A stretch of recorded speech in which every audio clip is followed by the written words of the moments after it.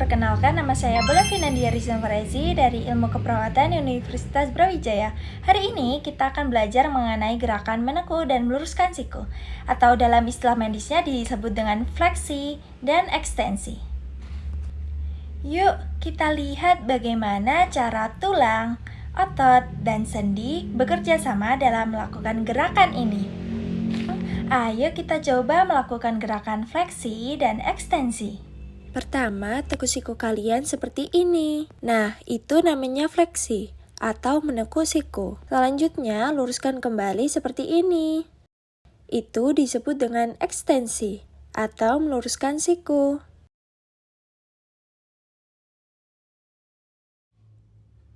Humerus adalah tulang di lengan atas, sementara ulna dan radius adalah tulang di lengan bawah. Ketiga tulang ini bekerja sebagai rangka yang menopang dan menggerakkan lengan kita.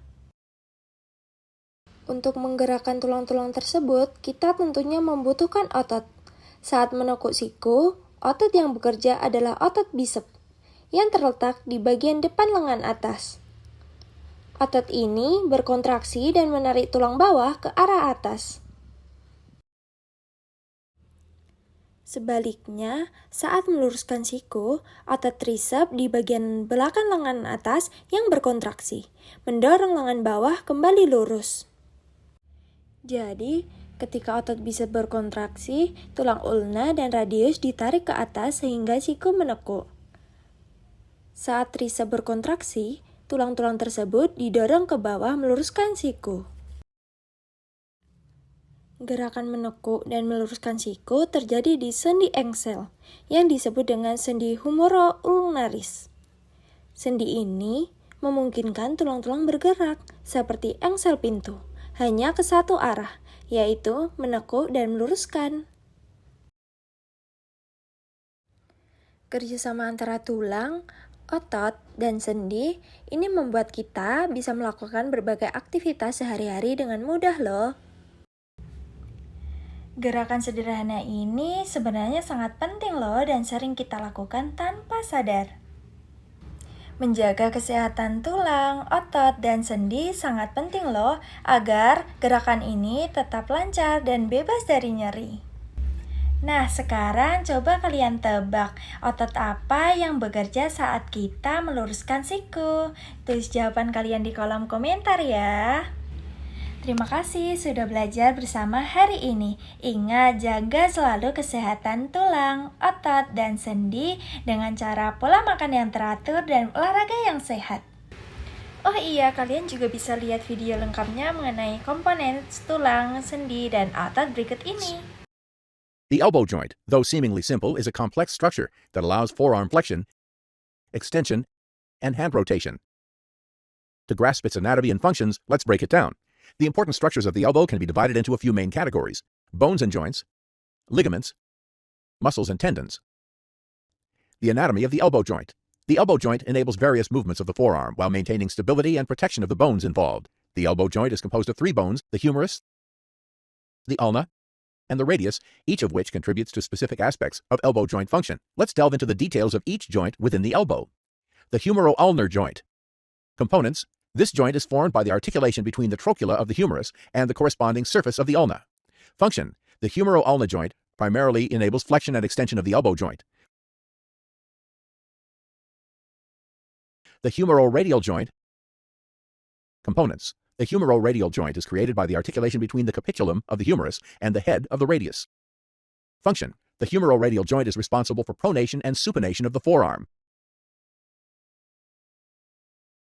The proximal radial-ulnar joint. Components. The proximal radial-ulnar joint is situated just below the radial head and is formed by the articulation between the radial notch of the ulna and the head of the radius. Function. The primary function of the proximal radial-ulnar joint is to allow for the rotation of the radius around the ulna. This rotation also facilitates supination and pronation movements of the forearm. Carrying angle. The elbow joint has an important anatomical feature called the carrying angle or cubital angle, formed between the humerus and the forearm axes when the arm is in a standard position with the palm facing forward. Typically, the carrying angle ranges from 5 to 15 degrees. It's generally greater in females, 10 to 15 degrees, than in males, 5 to 10 degrees. Cubitus valgus deformity occurs when the forearm deviates laterally by more than 15 degrees, while cubitus varus deformity is marked by a medial deviation of the forearm by less than 5 degrees. Elbow ligaments. The elbow's stability and function rely heavily on a network of ligaments that offer support and restrict excessive movement. The key elbow ligaments include the medial collateral ligament, MCL. Found on the inner side of the elbow, the MCL consists of 3 bands: the anterior ligament, the posterior ligament, and the transverse ligament. The medial collateral ligament primarily resists excessive valgus outward stress. Injuries to the MCL are common in activities like throwing. The lateral collateral ligament, LCL. Located on the outer side of the elbow, the LCL, also called the radiocollateral ligament, RCL, stabilizes against inward stress, varus, preventing the elbow from opening on the outer side. LCL injuries are less frequent but can occur due to traumatic events or dislocations. The annular ligament. The annular ligament encircles the radial head, holding it firmly in place within the radial notch of the ulna. This ligament allows for the smooth rotation of the radius during pronation and supination while maintaining stability. The interosseous membrane. The interosseous membrane, positioned between the radius and the ulna, is vital for distributing loads from the radius to the ulna when bearing weight on the upper limb. The orientation of its fibers facilitates efficient load transfer, ensuring stability and balanced force distribution in the forearm and elbow during different activities. The function of the elbow muscles. Elbow flexion. During elbow flexion, 4 distinct muscles come into play, with their dominance dependent on the position of the hand, ranging from supination to pronation.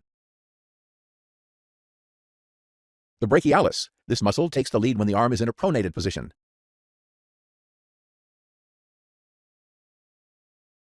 The brachioradialis becomes the dominant muscle when the hand is in a mid position. The biceps brachii. When the arm is in a supinated position, the biceps brachii muscle becomes dominant. It serves as the primary supinator muscle and contributes significantly to elbow flexion.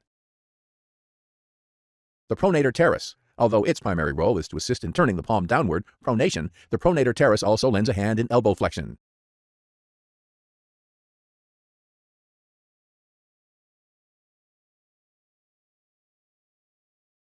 Elbow extension. For straightening the elbow, 2 key muscles come into play.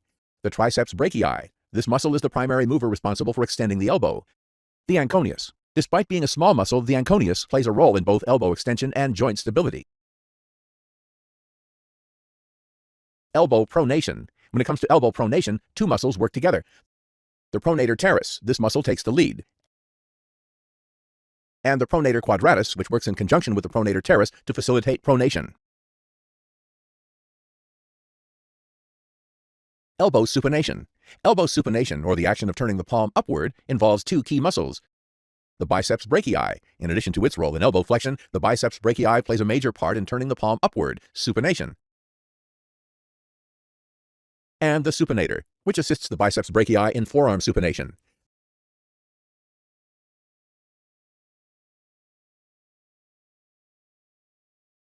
These muscles work together seamlessly to control the diverse movements of the elbow joint, allowing for the flexion, the extension, and the rotational movements needed for various everyday tasks. Sampai jumpa di video berikutnya ya.